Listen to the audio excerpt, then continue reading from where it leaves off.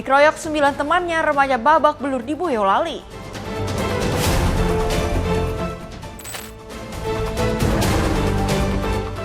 DC tewas di masa, puluhan tenda warung jajan dibakar.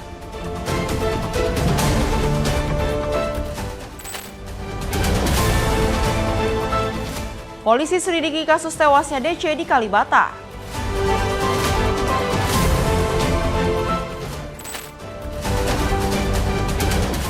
Bareskrim Polri berhasil ungkap laboratorium narkoba.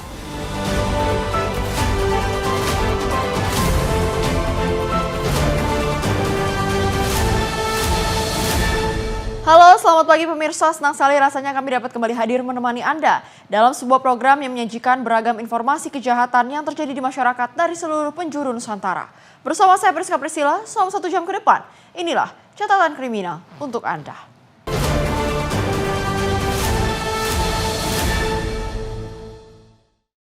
Pemirsa, diduga usai dikeroyok 9 orang temannya, seorang pemuda babak belur di Boyolali, Jawa Tengah.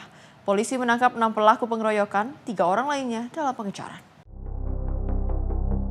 Seorang pemuda dikeroyok 9 orang temannya di wilayah Andong, Boyolali, Jawa Tengah. Polisi menangkap 6 orang pelaku, sementara 3 pelaku lainnya dalam pengejaran. 6 pelaku yang ditangkap ditetapkan sebagai tersangka yakni AH, AD, AP, VRA, dan APP. Ke-6 tersangka ini merupakan warga Boyolali. Sedangkan 3 tersangka yang masih DPO adalah CP, DK, dan JM. Peristiwa ini bermula saat korban dengan inisial ZA dimintai tolong pelaku CP yang motornya kehabisan bensin. Namun sesampainya di lokasi, korban mendorong sepeda motor CP. Dari sini, teman-teman CP kemudian mengeroyok korban tanpa sebab. Tak puas hanya di situ, korban kembali dibawa sampai ke jalan yang sepi, yaitu di Dukuh Piji, Desa Andong, Kecamatan Andong, dan kembali dianiaya para pelaku lalu diminta pergi. Petugas Polsek dan Satreskrim Polres Boyolali kemudian melakukan penyelidikan dan akhirnya berhasil menangkap 6 pelaku di wilayah Boyolali dan Ponorogo, Jawa Timur. Kapolres Boyolali AKBP Rosyid Hartanto mengatakan motif penganiayaan ini karena dendam pribadi terhadap korban. Namun perbuatan korban kepada pelaku yang secara spesifik menyinggung pelaku tidak terungkap. Di mana dilakukan oleh 9 tersangka. Dan untuk yang sudah ditangkap ada 6 tersangka, 3 tersangka masih DPO. Ya. Untuk modusnya sendiri, para tersangka ini yaitu menarik korban ke dalam rumah, kemudian dipukuli di dalam rumah, dan kemudian membawa ke tempat warung mie ayam, dan kemudian dilanjutkan lagi dipukuli lagi. Adapun penyebab dari melakukan seperti itu adalah dendam pribadi. Ke-6 tersangka kini ditahan di Mapolres Boyolali untuk penyidikan lebih lanjut guna proses hukum. Petugas juga masih mengejar 3 DPO lainnya yang salah satunya adalah otak pengeroyokan ini. Petugas juga menyita sejumlah barang bukti dalam kasus pengeroyokan ini. Para tersangka disangkakan pasal 170 KUHP atau pasal 351 KUHP, jungto pasal 66 KUHP dengan ancaman hukuman maksimal 7 tahun penjara. Dari Boyolali, Jawa Tengah, jurnalis Info TV melaporkan. Puluhan tenda warung jajanan dan sejumlah kendaraan dirusak dan dibakar oleh sekelompok orang di Kalibata, Jakarta Selatan. Diduga aksi ini dilatar belakangi peristiwa penganiayaan terhadap 2 orang debt collector yang 1 diantaranya tewas pada Kamis 11 Desember 2025 petang. Puluhan tenda warung jajanan di bilangan Kalibata, Pancoran, Jakarta Selatan dirusak dan dibakar massa oleh sekelompok orang pada Kamis malam. Tidak hanya warung tenda, sejumlah kendaraan baik roda 2 maupun 4 yang tengah terparkir pun juga ikut dirusak dan dibakar sekelompok orang tersebut. Diduga sekelompok orang yang merusak dan membakar ini merasa kecewa atas tindakan penganiayaan terhadap 2 orang rekannya yang tengah menjalankan profesinya sebagai debt collector pada Kamis sore di lokasi yang sama. Sementara pedagang yang baru membuka warung tenda hanya bisa pasrah tempat usahanya ludes dibakar. Adik-adik di grup bahwa yang sudah meninggal 1 orang, yang 1 sudah lagi sekarang.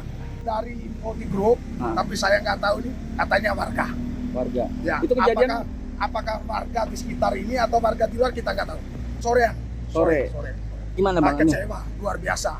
Kecewa luar biasa, masyarakat sudah bertindak atas nama sendiri bahwa adik-adik kita kerja dengan aturan, ya. Taichan. Ini yang ngelakuin ini siapa? Ya, saya kurang paham ya, saya cuma dapat laporan ada rusuh gitu. Rusuh? Udah mau mulai buka baru. Oh. Anak buah saya juga pada kabur, gak tahu kemana ini. Oh, dapat ini dari anak buahnya ya, Bang? Sebelumnya, peristiwa ini berawal dari penganiayaan terhadap 2 orang penagih hutang atau debt collector oleh orang tak dikenal di Kalibata, Pancoran, Jakarta Selatan pada Kamis petang. Akibatnya salah satu debt collector dinyatakan tewas, sementara satu lainnya alami kritis dan langsung dirujuk ke Rumah Sakit Budi Asih Jakarta Timur. Dari Jakarta, jurnalis Simpo TV melaporkan. Pemirsa, polisi melakukan penyelidikan peristiwa tewasnya debt collector yang berujung pembakaran belasan warung tenda di kawasan Taman Makam Pahlawan Kalibata Pancoran, Jakarta Selatan. Polisi masih mengumpulkan sejumlah saksi dan melakukan penyelidikan.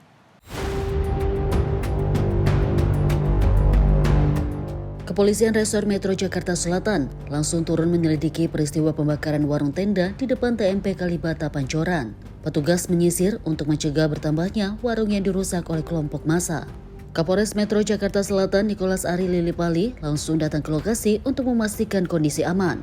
Pihaknya juga kini masih melakukan penyelidikan terhadap pelaku pengeroyokan 2 mata elang yang menyebabkan satu diantaranya tewas, dan perusakan pembakaran warung tenda serta sejumlah kendaraan.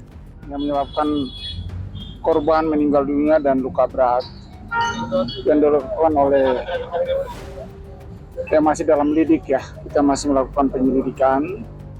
Akibat dari itu yang korban ini mempunyai teman-teman kurang lebih 80-100 orang tiba-tiba datang. Sebenarnya kami dari pihak kepolisian sudah mengantisipasi itu, namun kekuatan pada saat itu yang tiba-tiba datang kurang lebih 100 orang itu merusak warung-warung yang ada di sekitar TKP. Sampai saat ini kasus tersebut masih dalam penyelidikan. Kami akan mengecek korban juga yang ada di Rumah Sakit Budi Asih, dan selanjutnya kami juga akan membantu korban yang punya warung. Dan sampai saat ini situasi di TKP sudah aman terkendali. Pasca kebakaran, warung makan pedagang di lokasi kini lumpuh tak bisa berjualan dan pedagang mengalami kerugian ratusan juta rupiah. Dari Jakarta, jurnalis Simpo TV melaporkan. Informasi lainnya di mana Barreskrim Polri berhasil membongkar sebuah clandestine lab atau laboratorium gelap pembuatan narkotika jenis vape di Medan, Sumatera Utara. Sejumlah pelaku yang berhasil ditangkap langsung dibawa ke Jakarta.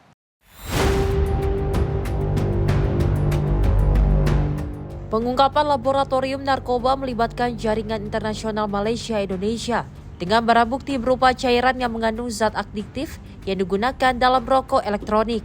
Hasil analisa yang dikumpulkan petugas, penangkapan berhasil dilakukan di sebuah warung kopi di Jalan HM Joni, Medan Kota.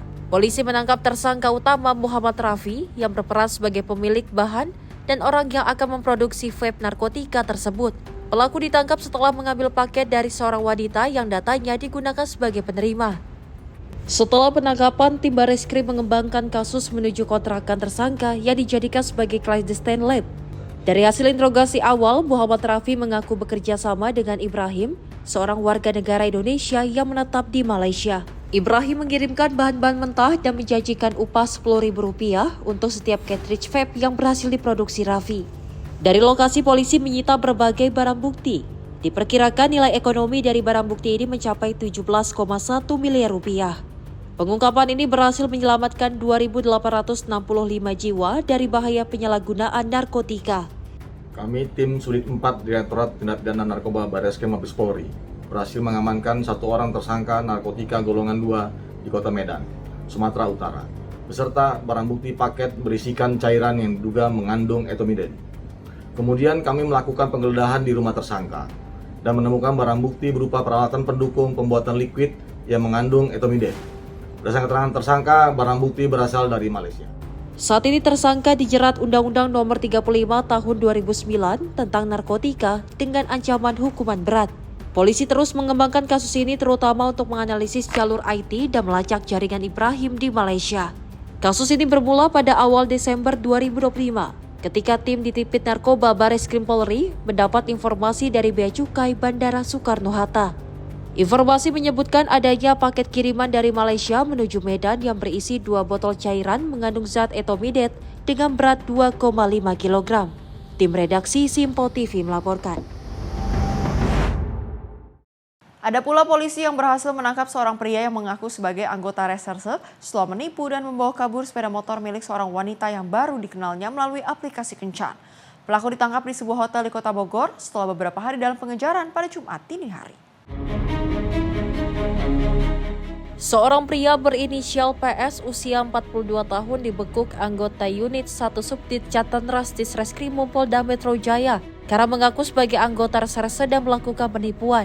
Mengaku sebagai polisi, pelaku meyakinkan korbannya seorang wanita yang baru ia kenal melalui aplikasi kencan. Penangkapan dilakukan di sebuah hotel di Jalan Bubulak Babakan, Kota Bogor, Jawa Barat pada Jumat dini hari. Dari tangan pelaku, polisi mengamankan sejumlah barang bukti, di antaranya 1 unit sepeda motor milik korban, sebuah helm, kemeja putih dengan pin reserse, serta jaket bertuliskan reserse yang kerap digunakan pelaku saat beraksi. Hasil pemeriksaan sementara mengungkap PS adalah residivis kasus serupa pada tahun 2019.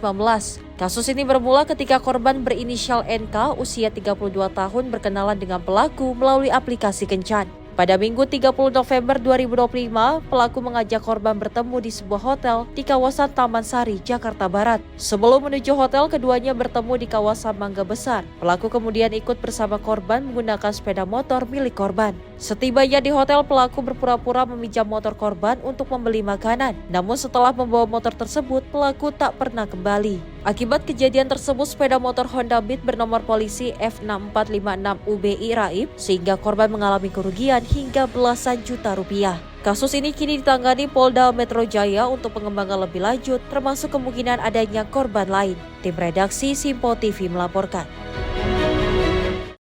Direktorat Lalu Lintas Polda Metro Jaya selidiki penyebab kecelakaan pesepeda tabrak bus Transjakarta yang tewas di Jalan Sudirman, Jakarta Pusat pada Kamis pagi. Pesepeda yang tewas merupakan Vice President Sekretaris SKK Migas, Hudi Suryodipuro. Rekaman CCTV memperlihatkan kecelakaan yang melibatkan pesepeda hingga tewas usai menabrak bus Transjakarta di Jalan Sudirman, Jakarta Pusat pada Kamis pagi. Kecelakaan terjadi saat rombongan pesepeda yang melintas dari arah selatan menuju utara seketika menabrak bus Transjakarta yang berhenti untuk naik turunkan penumpang di halte bus Jalan Jenderal Sudirman, Jakarta Pusat. Dirlantas Polda Metro Jaya Kombes Pol Komarudin saat ini untuk penyebab kecelakaan tengah diselidiki. Pasalnya dalam bukti rekaman CCTV di lokasi, saat peristiwa kecelakaan pesepeda tersebut melaju bukan di jalur sepeda. Beberapa yang memang masih terus kita evaluasi seperti yang kita sampaikan, termasuk kita evaluasi proses berhentinya bis.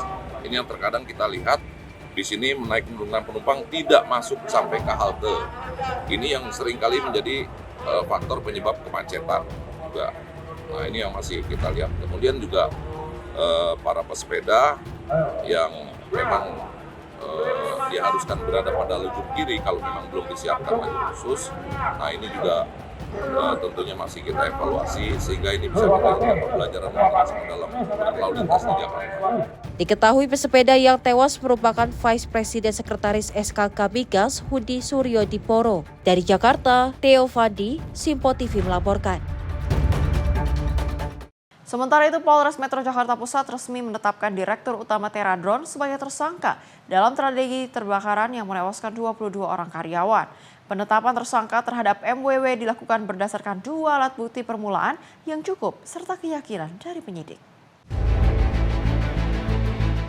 Kasat Reskrim Polres Metro Jakarta Pusat AKBP Robi Heri Saputra pada Kamis siang mengungkapkan pihaknya telah mengamankan Direktur Utama Teradron berinisial MWW di salah satu unit apartemen di kawasan Setiabudi, Jakarta Selatan pada Rabu malam kemarin. Berdasarkan 2 alat bukti permulaan yang cukup serta keyakinan dari penyidik, MWW langsung ditetapkan sebagai tersangka. Pihak kepolisian mengungkap kemungkinan adanya tersangka lain dalam insiden kebakaran ini selain Direktur Utama Teradron. Pihaknya masih melakukan penyelidikan dengan memeriksa saksi-saksi serta mengumpulkan bukti-bukti yang ada. Jadi benar untuk Direktur Utama dari Teradron sudah kami amankan semalam berdasarkan 2 alat bukti permulaan yang cukup dan keyakinan penyidik. Jadi kami tingkatkan statusnya menjadi tersangka dan sudah kami terbitkan surat perintah penangkapan. Sudah ada cukup bukti, 2 permulaan bukti cukup dan keyakinan penyidik terhadap tindak pidana yang dilakukan oleh saudara MW. Ada keterangan saksi, dokumen, dan bukti-bukti lain yang ditemukan di lokasi. Untuk saat ini 187, 188, dan 359 KUHP diperkuat juga dengan Undang-Undang Nomor 1 Tahun 70 tentang Keselamatan Kerja. 5 tahun sampai dengan 12 tahun. Pemeriksaan untuk orang yang lain atau karyawan yang lain masih tetap dilaksanakan, tidak menutup kemungkinan ada tersangka lain. Namun untuk saat ini belum ada yang ditetapkan sebagai tersangka selain dari direktur utama tersebut. Untuk hari ini kita jadwalkan 3 saksi lagi dari perusahaan, tapi belum ya. Untuk pemilik ruko masih kami pertimbangkan untuk kami panggil kapan jadwalnya untuk dilakukan pemeriksaan. MWW pun terancam pasal 187, 188, dan 359 KUHP diperkuat dengan Undang-Undang Nomor 1 Tahun 1970 tentang Keselamatan Kerja dengan ancaman pidana maksimal 12 tahun penjara. Dari Jakarta, jurnalis Simpo TV melaporkan. Pemirsa, informasi kriminal lainnya akan kami hadirkan usai jeda. Tetaplah bersama kami di Catatan Kriminal. Terima kasih pemirsa, Anda masih bersama kami di Catatan Kriminal. Informasinya kami lanjutkan. Pelaku pencurian penutup saluran air di wilayah Pondokopi, Durensawit, Jakarta Timur ditangkap aparat Satreskrim Polsek Durensawit, Jakarta Timur pada Rabu 11 Desember 2025 sore. Pelaku berhasil diamankan setelah video pencurian yang viral di media sosial.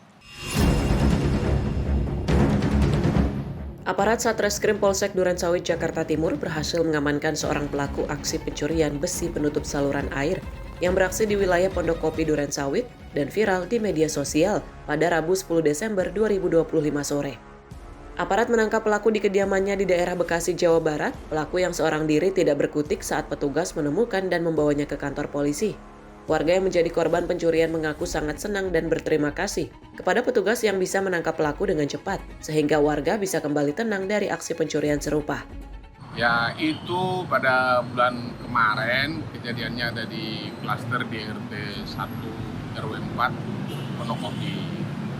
Nah, pada saat itu satpamnya lagi keluar sebentar buang air, terus ada orang yang masuk ke klaster pakai motor, dan kawan ini kita tidak curigain karena kelihatannya tidak mau melakukan apa, mungkin ada tamu juga. Tapi kenyataannya sesudah dari dalam ada kehilangan, dia mengambil besi, yaitu besi penutup got. Nah, pada saat itu warga mengadu sama kita bahwa dari kejadian itu ada oknum orang yang melakukan pencurian, pengambilan besi untuk penutup got. Nah, habis itu baru kita melaporkan hal itu ke Polsek Durensawit. Dari Polsek Durensawit dengan adanya viral di media sosial dan bahkan masuk ke televisi, ke media, Polsek Durensawit secara cepat dengan tepat melakukan mengejar pelaku, dan pada saat ini pelakunya sudah ditangkap. Terima kasih buat Polsek Durensawit yang dengan gerak cepat melakukan tugasnya dengan baik, respon dengan laporan warga, dan Polsek Durensawit sungguh mantap, luar biasa. Pelaku beserta barang bukti dibawa ke kantor Polsek Durensawit untuk dilakukan pemeriksaan lebih lanjut. Aksi pencurian yang dilakukan pelaku ini terjadi pada tanggal 29 November 2025. Saat itu aksi pelaku terekam kamera CCTV dan viral di media sosial. Dari Jakarta, jurnalis Simpo TV melaporkan.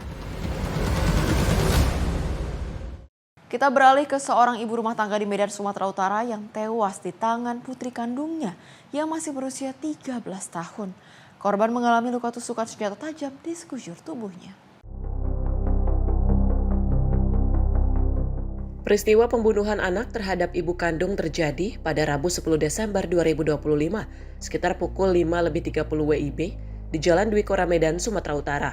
Korban berinisial FS ditemukan tewas dengan kondisi sekujur tubuh mengalami luka tusukan senjata tajam di dalam kamar lantai 1 rumahnya. Tono, kepala lingkungan sekitar, mengatakan Diduga korban tewas dibunuh putrinya sendiri yang masih duduk di bangku sekolah menengah pertama atau SMP usai keduanya terlibat cekcok. Pelaku naik pitam dan sakit hati setelah dimarahi korban. Menurut Tono, korban tinggal bersama suami dan kedua anaknya yang salah satunya adalah pelaku. Dan pada malam kejadian itu korban tidur bersama pelaku dan seorang anak lainnya. Anaknya yang terduga itu. Korbannya ibunya, ibu kandungnya, yang paling kecil. Yang kenapa? Semalam karena kakaknya itu dimarahi sama korban itu, jadi adiknya itu tak tersinggung apa, makanya dia tahu dalam 4 yang 3 di satu kamar di bawah, yang ayahnya itu di dia. Korban disemayamkan di ruang jenazah Rumah Sakit Umum Bayangkara Medan untuk keperluan visum, dan pelaku kemudian diamankan petugas di Mapolres Tabes Medan untuk dimintai keterangannya. Saat ini rumah korban dipasangi garis polisi.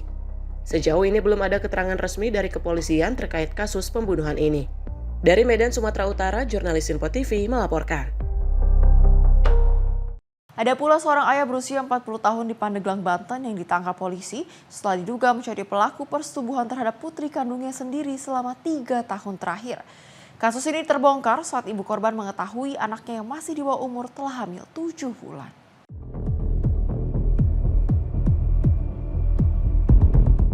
Inilah ATM pria 40 tahun yang diamankan Unit Perlindungan Perempuan dan Anak Polres Pandeglang.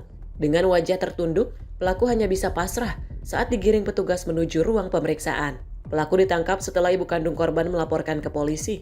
Laporan itu dilayangkan setelah sang ibu mendapati putrinya yang masih berusia 14 tahun telah hamil 7 bulan.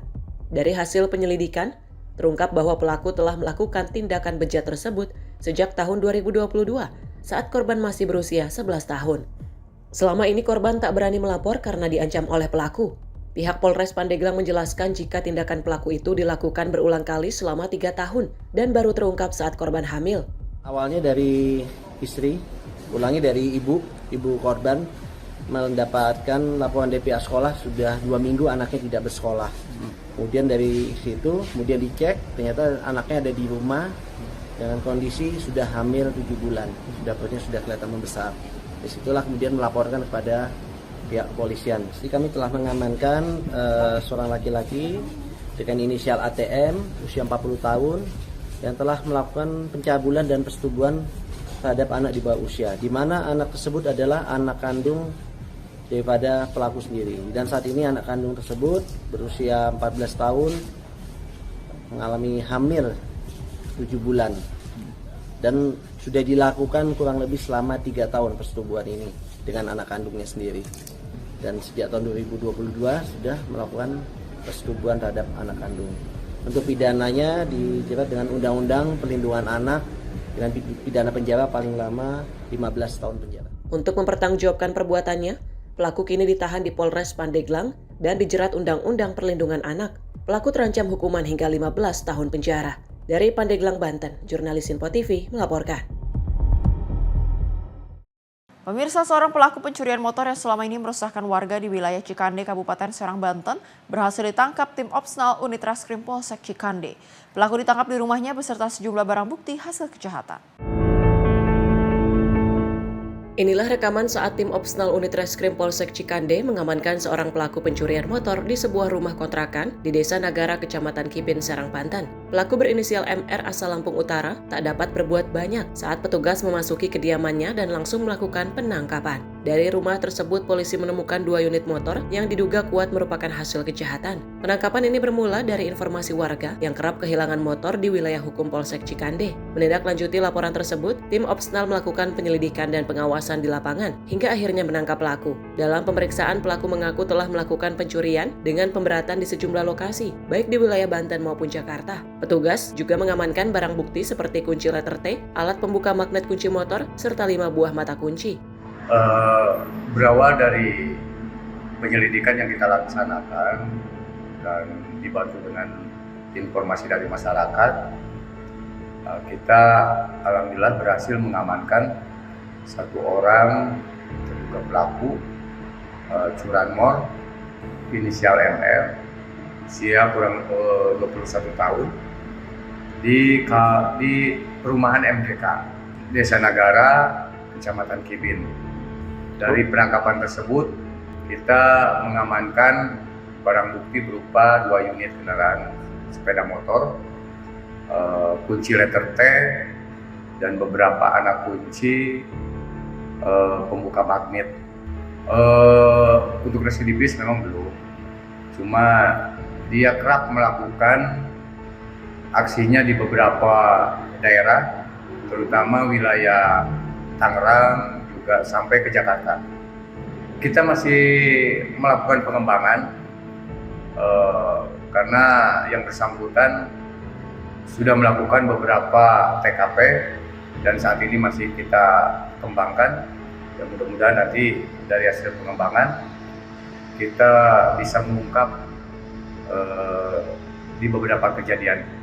Kini, MR beserta seluruh barang bukti telah dibawa ke Mapolsek Cikande untuk menjalani pemeriksaan lebih lanjut. Polisi masih mendalami kemungkinan keterlibatannya dengan jaringan pelaku curanmor lainnya. Dari Serang, Banten, jurnalis Info TV melaporkan.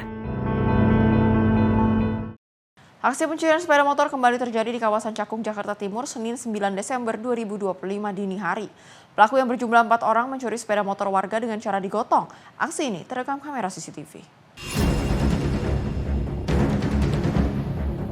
Rekaman CCTV ini memperlihatkan 2 dari 4 pelaku pencurian tengah berupaya menggasak 1 unit sepeda motor jenis Matic di Gang Lurah Pulau Gebang, Cakung, Jakarta Timur pada Senin 9 Desember 2025. Sedangkan 2 pelaku lainnya bertugas untuk mengawasi situasi di ujung jalan. Para pelaku dengan cepat mencuri motor dengan cara menggotongnya dari rumah korban sampai di ujung jalan lalu mematahkan kunci stang motor. Setelah patah, kedua pelaku mendorong motor dan pergi meninggalkan lokasi. Aksi pelaku tidak mengetahui pemilik motor dan warga sekitar karena mereka beraksi di saat pemilik motor dan warga tengah tertidur lelap. Pemilik motor mengaku baru mengetahui motornya hilang saat terbangun di pagi hari. Itu awalnya sorenya motornya kan ada 2 motor nih, Vario sama Mio. Nah, Mio-nya itu dibenerin sama ayahnya di dalam teras. Biasanya tuh Vario-nya ditaruh di teras. Nah, kebetulan capek kali ya suami saya, jadi nggak ditukar. Vario-nya jadi di luar, Mio-nya yang di dalam. Itu terus kebetulan juga nggak dikunci ganda. Ya udah dah, itu sekitar jam 2.15 dibawa, ketahuannya pagi. Itu ketahuannya pagi ya, Bu? Iya, jam 5. Tapi pelaku sempat mondar-mandir nggak sih, Bu? Kurang tahu sih.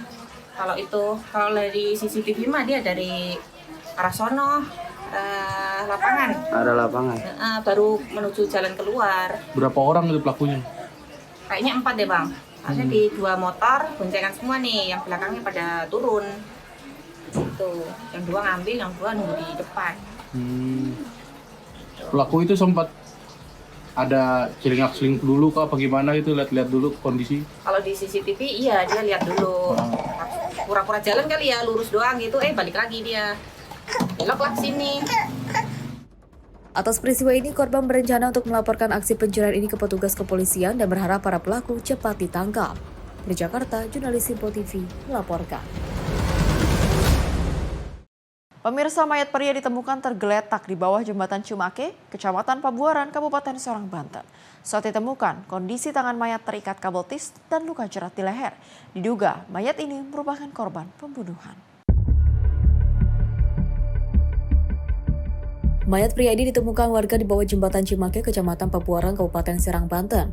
Saat ditemukan, kondisi mayat dalam keadaan memprihatinkan. Ditemukan sejumlah tanda kekerasan di tubuh mayat, diduga mayat ini merupakan korban pembunuhan. Mayat yang diduga pengemudi taksi online ini pertama kali ditemukan oleh 3 orang anak yang sedang berolahraga di sekitar lokasi. Ketiga anak ini kemudian melapor ke warga dan aparat kepolisian Polsek Pabuaran. Aparat kepolisian Polresta Serang Kota datang ke lokasi melakukan olah tempat kejadian perkara, mengumpulkan barang bukti dan mencocokkan ciri korban dalam kegiatan identifikasi. Kami jelaskan di sini bahwa benar telah ditemukan sesosok mayat laki-laki tanpa identitas, yaitu di Desa Pancanegara, Pabuaran, dekat jembatan Cimake. Kronologis daripada penemuan mayat tersebut, yaitu diawali ada 3 orang anak kecil yang sedang berolahraga pagi, jalan-jalan. Kemudian mereka melihat ada sosok tubuh manusia dalam keadaan telungkup di bawah jembatan. Dengan melihat kejadian tersebut, akhirnya ketiga anak tersebut kemudian melaporkan temuannya kepada saudara SH, saksi ya, dewasa. Kemudian saudara SH langsung menuju tempat kejadian dari atas jembatan yang melihat dengan jelas keberadaan diduga mayat tersebut yang berada di dasar area jembatan Cimakeh. Korban ditemukan dalam kondisi tengkurap dengan kedua tangan terikat menggunakan tali plastik. Adapun pakaian yang dikenakan korban berupa baju berwarna putih dengan corak garis hitam serta celana pendek berwarna abu-abu. Dari tempat kejadian tempat kejadian perkara, kita temukan sejumlah barang bukti di lokasi, diantaranya pakaian, jam tangan, tali tis, dan tisu. Mayat kemudian dievakuasi ke Rumah Sakit Bayangkara, Polda Banten untuk otopsi dan juga pemeriksaan lebih lanjut. Polisi juga masih memeriksa sejumlah saksi, melacak jejak aktivitas terakhir korban, dan menelusuri motif dibalik kematian misterius yang juga menggegerkan masyarakat ini. Dari Serang, Banten, jurnalis Simpo TV melaporkan. Beralih ke Sat Narkoba Polres Metro Jakarta Timur Selasa 9 Desember 2025 siang, mengungkap peredaran narkoba jenis pil ekstasi dan sabu senilai miliaran rupiah. Dari pengungkapan ini, petugas menetapkan seorang kurir sebagai tersangka. LA pria berusia 35 tahun ini tak berkutik usai diringkus Satuan Narkoba Polres Metro Jakarta Timur di kawasan Depok, Jawa Barat. Dirinya terbukti menjadi kurir narkotika jenis pil ekstasi dan sabu. Dalam aksinya, pelaku mengantarkan ekstasi dan juga sabu tersebut kepada pemesannya dengan sistem tempel, seperti diletakkan di pot tanaman, tanah, hingga tumpukan sampah. Dari tangan pelaku, polisi juga mengamankan sebanyak 3.120 butir pil ekstasi senilai 2,5 miliar rupiah dan sabu seberat 3,24 gram.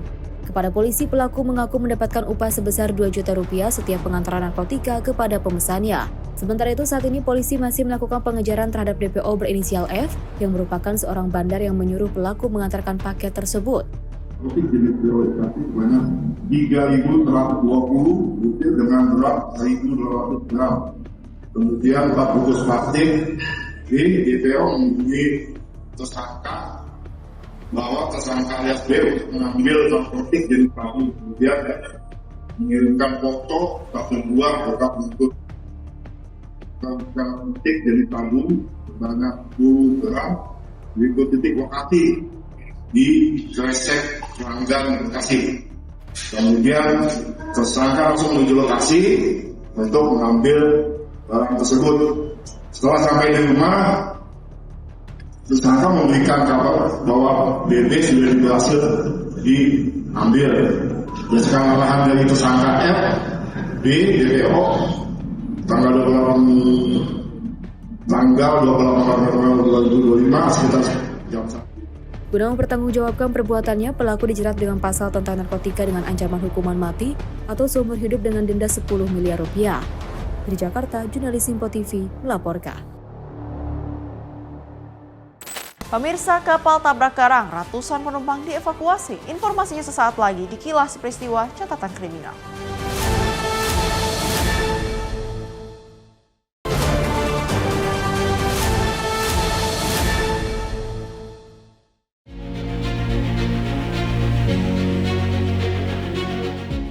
Kecelakaan laut terjadi di perairan Halmahera Tengah, Maluku Utara pada Kamis 11 Desember 2025 pagi. Kapal penumpang KM Cantika Lestari 9C menabrak karang laut di perairan Weda. Kapal ini kandas dan membuat ratusan penumpang terombang-ambing dan panik akibat badan kapal miring. Tim SAR gabungan dari Polairut Polda Maluku Utara dan Basarnas Ternate mengevakuasi para penumpang dari kapal menuju ke pelabuhan Weda. Evakuasi dilakukan 2 tahap, yaitu dengan mengevakuasi penumpang anak, ibu dan lansia lebih dahulu guna menghindari terjadinya korban jiwa. Benar telah terjadi kejadian kapal kandas di perairan Weda di lokasi Reptidore yang jaraknya sekira 8 mil dari pelabuhan Weda pada hari ini. KM Cantika 9C ini berangkat dari Ambon menuju ke Weda dengan membawa 312 penumpang. Kami perintahkan untuk mengevakuasi penumpang tahap pertama dengan menggunakan KP Gamalama 3002. Penumpang yang kami evakuasi tahap pertama ini sejumlah 133 orang dan tiba di Pelabuhan Weda sekira pukul 16.30. Selanjutnya tadi juga ada evakuasi juga dari KRI yang ada di Weda. Selanjutnya gak lama kami perintahkan setelah dari Pelabuhan Weda untuk kembali lagi ke lokasi kejadian dan mengevakuasi penumpang yang masih ada di KRI. Kapal Cantika Lestari 9C berangkat dari Pelabuhan Slamet Riyadi, Kota Ambon menuju Weda, Halmahera Tengah, mengangkut 312 penumpang. Naas, di lokasi kejadian kapal menabrak karang. Meski kapal alami kejadian tersebut namun tidak menimbulkan korban jiwa, seluruh penumpang berhasil dievakuasi ke daratan dengan kondisi selamat. Dari Halmahera Tengah, Maluku Utara, jurnalis Sinpo TV melaporkan.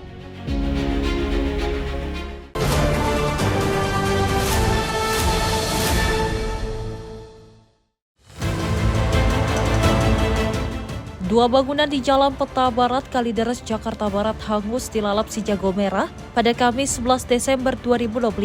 Belasan unit armada pemadam dikerahkan ke lokasi guna memadamkan api yang kian membesar akibat banyaknya material yang mudah terbakar serta kencangnya hembusan angin.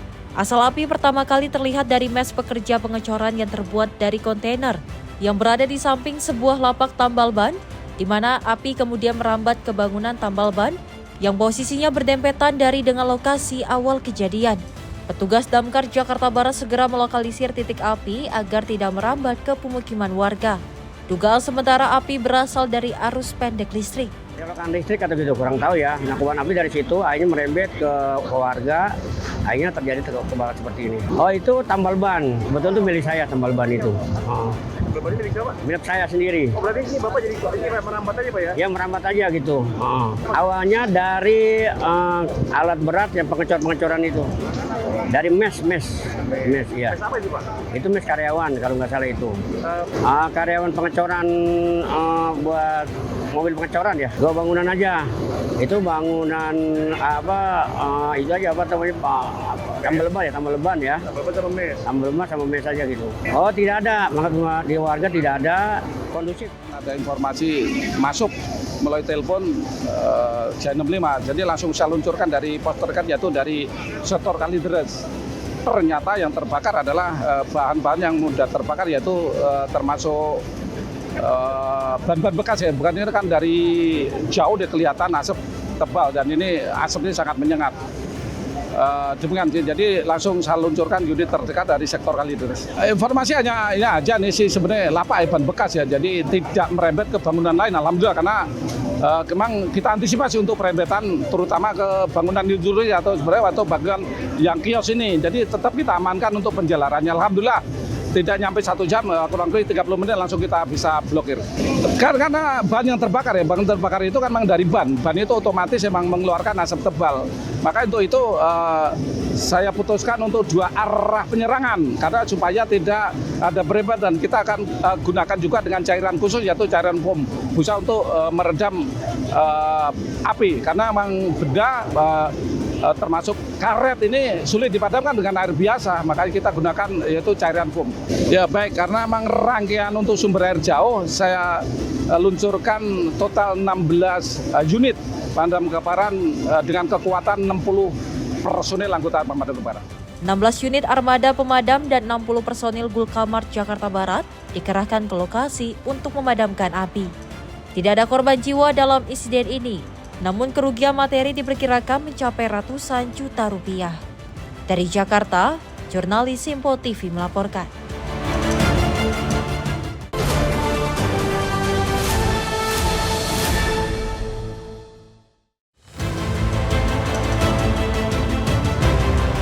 Kebakaran terjadi sekitar pukul 19.23 waktu Indonesia Barat di pabrik pembuatan jamu yang berada di Kampung Babakan, Sirnang, RT 01 RW 10, Desa dan Kecamatan Sukaraja, Kabupaten Sukabumi.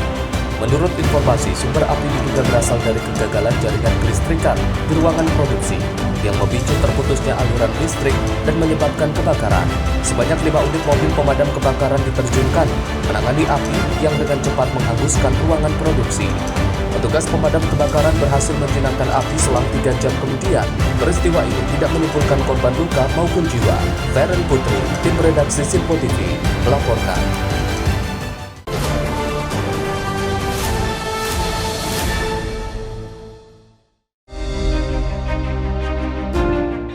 Dengan menggunakan alat berat, petugas Satpol PP bersama TNI dan Polri membongkar satu persatu bangunan semi permanen yang berada di bantaran Kali Licin, Pancoran Mas, Depok, Jawa Barat. Selain melanggar garis sepadan sungai, keberadaan bangunan semi permanen ini juga menjadi salah satu penyebab kemacetan dan banjir di kawasan tersebut. Kepala Bidang Trantibum Panwal Satpol PP Depok, Agus Muhammad, menjelaskan penindakan dilakukan berdasarkan Perda Nomor 5 Tahun 2022. Sebelum pembongkaran, Satpol PP telah mengeluarkan SP1, SP2, dan SP3 disusul surat perintah pembongkaran. Penertiban seperti hari ini alhamdulillah kondusif ya. Kita mulai dari pertigaan Kali Licin, Kelurahan Pancoran Mas, Kecamatan Pancoran Mas sampai ke arah pertigaan Mampang ya. Kelurahan Pancoran Mas juga, Kecamatan Pancoran Mas. Bangunan yang kita tertibkan lebih kurang ada 59 lah totalnya ya, dengan PKL dan juga gerobak. Setelah itu ini berdasarkan Perda Nomor 5 Tahun 2022. Selanjutnya kita sesuai standar operasional melaksanakan penertiban ini SP1, 2, dan 3. Setelah itu surat perintah bongkar 1 kali 24 jam. Alhamdulillah kami didampingi oleh dari Kodim 0508, Polres Metro Depok, Subdenpom Depok, Subgarnisun, Dinas PUPR, dan Dinas Kebersihan Lingkungan Hidup. Dalam penertiban yang dilakukan, petugas Satpol PP juga mengamankan ratusan botol minuman keras berbagai merek dari salah satu toko. Temuan miras tersebut berasal dari laporan warga dan ditemukan di sekitar pertigaan Kelurahan Pancoran Mas. Dari Depok, Jawa Barat, jurnalis Info TV melaporkan.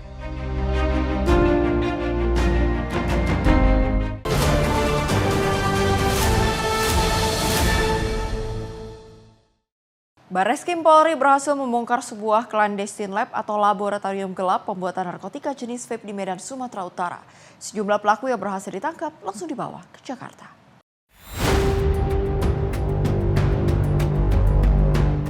Pengungkapan laboratorium narkoba melibatkan jaringan internasional Malaysia-Indonesia dengan barang bukti berupa cairan yang mengandung zat adiktif yang digunakan dalam rokok elektronik. Hasil analisa yang dikumpulkan petugas, penangkapan berhasil dilakukan di sebuah warung kopi di Jalan HM Joni, Medan Kota. Polisi menangkap tersangka utama Muhammad Rafi yang berperan sebagai pemilik bahan dan orang yang akan memproduksi vape narkotika tersebut. Pelaku ditangkap setelah mengambil paket dari seorang wanita yang datanya digunakan sebagai penerima. Setelah penangkapan, tim Barreskrim mengembangkan kasus menuju kontrakan tersangka yang dijadikan sebagai clandestine lab.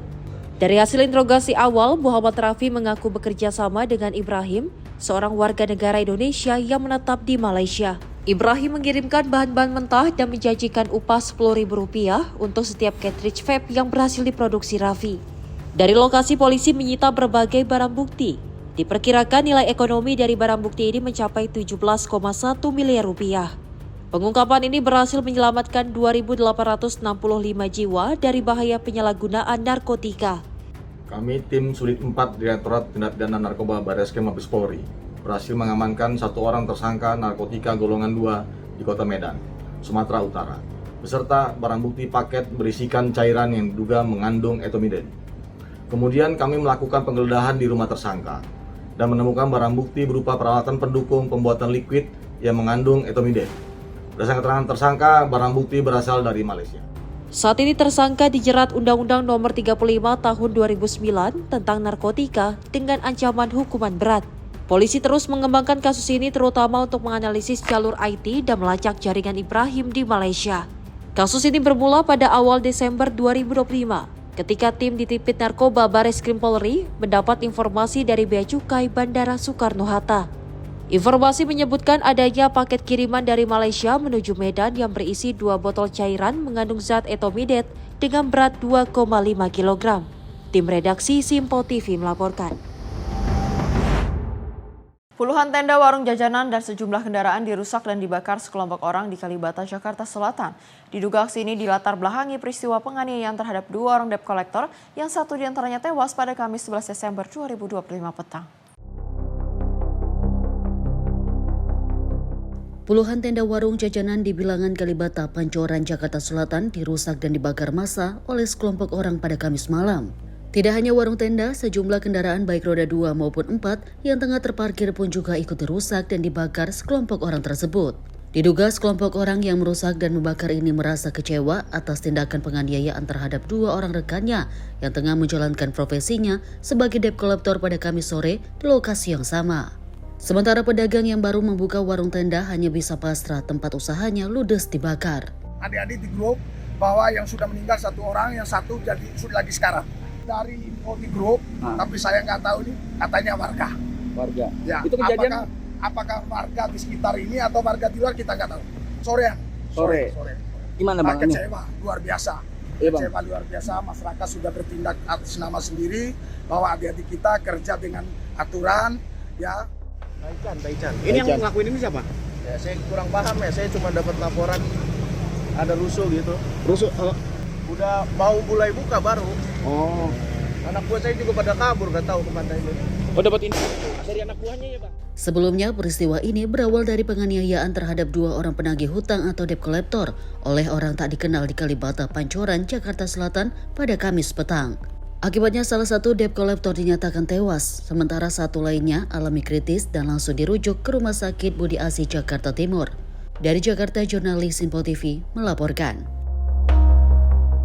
Polisi melakukan penyelidikan peristiwa tewasnya debt collector berujung pembakaran belasan warung tenda di kawasan Taman Makam Pahlawan Kalibata Pancoran, Jakarta Selatan. Polisi masih mengumpulkan sejumlah saksi dan melakukan penyelidikan. Kepolisian Resor Metro Jakarta Selatan langsung turun menyelidiki peristiwa pembakaran warung tenda di depan TMP Kalibata Pancoran. Petugas menyisir untuk mencegah bertambahnya warung yang dirusak oleh kelompok massa. Kapolres Metro Jakarta Selatan Nicholas Ari Lilipali langsung datang ke lokasi untuk memastikan kondisi aman. Pihaknya juga kini masih melakukan penyelidikan terhadap pelaku pengeroyokan 2 mata elang yang menyebabkan 1 diantaranya tewas dan perusakan pembakaran warung tenda serta sejumlah kendaraan. Yang menyebabkan korban meninggal dunia dan luka berat yang dilakukan oleh yang masih dalam lidik ya, kita masih melakukan penyelidikan. Akibat dari itu yang korban ini mempunyai teman-teman kurang lebih 80-100 orang tiba-tiba datang. Sebenarnya kami dari pihak kepolisian sudah mengantisipasi itu, namun kekuatan pada saat itu yang tiba-tiba datang kurang lebih 100 orang itu merusak warung-warung yang ada di sekitar TKP. Sampai saat ini kasus tersebut masih dalam penyelidikan.